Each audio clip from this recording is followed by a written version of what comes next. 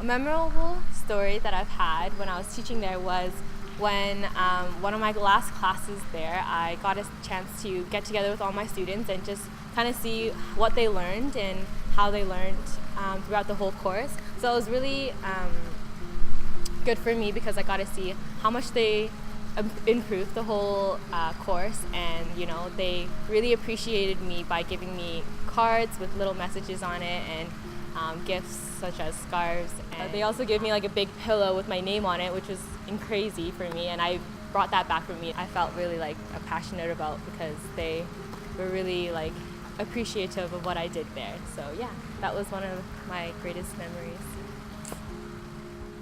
Cool. Yeah. So one of the challenges I encountered was a combination of respect and communication.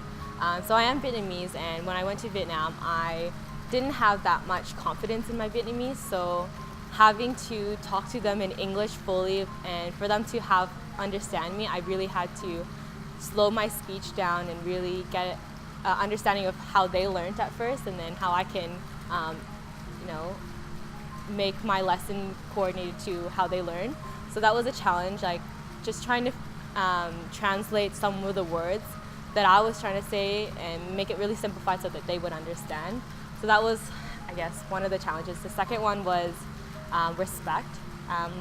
So one of the classes, I had two groups of classes. So the first group of class, I told them my age, and they were super amazed. They're like, "Oh my God, you're 19, you're being a teacher, this is so cool." However, I felt like they didn't respect me as much. And then the second group of classes, I didn't tell them my age. I just kind of said, this is who I am, I'm the teacher, and so I hope you guys respect me as much as I respect you. The reason I say this is because most of the students were university students, and so they were much, much older than me, about 21 to about 40.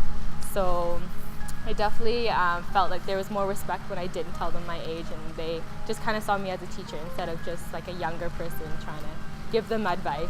So that was a little bit of a challenge. Experience in cultural differences. So Vietnamese people are really inclusive. For example, they're really family oriented, I guess you could say. So if you're living in a house, you are expected to all eat together at the dinner table and really think about each other before yourselves. So that was a big cultural difference for me, and also the foreign teachers that I was with. We found that it was really difficult because we wanted to go out to eat sometimes, and we wouldn't tell them, for example, and a lot of our Vietnamese roommates would get kind of mad because we didn't think of each other as much as roommates rather than family, right? So I think they're really family oriented, and that was a huge difference. Okay, so my favorite dish there was called bún chả, and so for example here we would eat it in a bowl with some vermicelli noodles and some lettuce, some bean sprouts, and spring rolls, right? And you would just mix it all in a big bowl. So in the north of Vietnam, how they eat it is they eat everything a little bit separately. It's almost like a tapas thing. So they have vermicelli noodles on one plate, they have a bowl of vegetables on the side for you, and then a bowl of fish sauce, and with a bunch of spring rolls and meatballs in it. So that's how you have it set. You just kind of pick one at each, and then you eat it little by little and dip the noodles in the sauce. So that's kind of how they eat it up there, and that's my favorite meal. I almost ate it every day because it was probably $1 for every meal, and so yeah, that was my favorite meal. So one of the things I really learned was to really take advantage of what I have around me. So what I mean by that is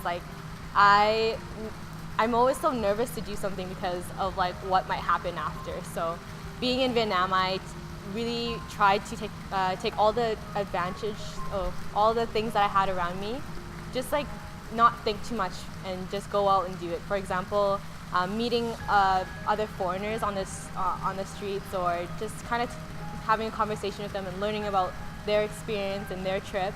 That just really opened up my eyes on people's lives and how they helped the world and how I can help the world as well. Another example.